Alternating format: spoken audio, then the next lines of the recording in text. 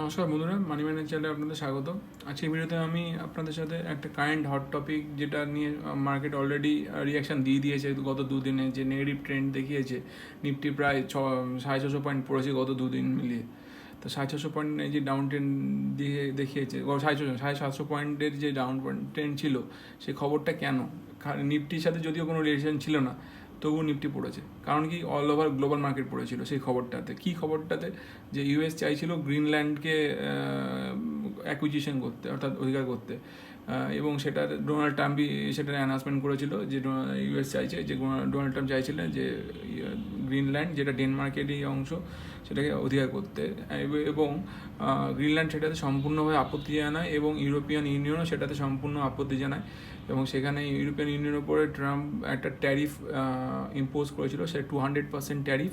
এবং সেই ট্যারিফটা যে ইম্পোজ হয়েছিল, সেটা একটা মানে অ্যাব্রাপ্ট চেঞ্জ এনে দিয়েছিল মার্কেটটার ক্ষেত্রে, অর্থাৎ মার্কেট ফল দেখা গিয়েছিল বড়সড়। কিন্তু হঠাৎই আবার ট্রাম্পের পাল্টি এখানে আমরা দেখতে পাচ্ছি। ট্রাম্প আবার পাল্টি মেরেছে। পাল্টি মেরে এখানে দেখা যাচ্ছে, পাল্টি বলতে কথা নিজের কথা নিজেই ঘুরিয়ে নিয়েছে। যে ট্রাম্প বলছে যে ইউএস এরপরে মানে গ্রিনল্যান্ডের উপরে কোনো অ্যাকুইজিশন এই মুহূর্তে করতে চাইছে না। তারা একটা একটা ডিল করতে চাইছে ন্যাটো যে কান্ট্রিগুলো আছে তাদের সাথে এবং ইউরোপিয়ান ইউনিয়নের সাথে, এই গ্রিনল্যান্ড অ্যাকুইজিশনের ব্যাপারে। সেটা সেই যে ডিলটা, সেটা একটা প্রপার ফ্রেমওয়ার্ক ফিউচার ডিল হিসাবে কাজ করবে। এবং এই ফ্রেমওয়ার্কের আন্ডারে গ্রিনল্যান্ড অ্যাকুইজিশন, অর্থাৎ গ্রিনল্যান্ডের সোভেরেনিটি বজায় রেখে, মানে সার্বভৌমত্ব বজায় রেখে যাতে গ্রিনল্যান্ডের উন্নতি সাধন করা যায়, সেই ব্যাপারে ইউএস উদ্যোগী হয়েছে। এবং সেখানে ট্রাম্পের উদ্যোগ দেখা গেছে। এবং সেই ব্যাপারেই নাটো যে দেশগুলো রয়েছে তার সাথে ইউএসের একটা আলাদা মিটিং হয়েছে এবং মিটিংয়ে একটা পজিটিভ রেজাল্ট এসছে। এবং সেখানে বলা হচ্ছে ডেনমার্কের তরফ থেকেও যে তারা ডেনমার্ক এই ব্যাপারে আগ্রহী আছে।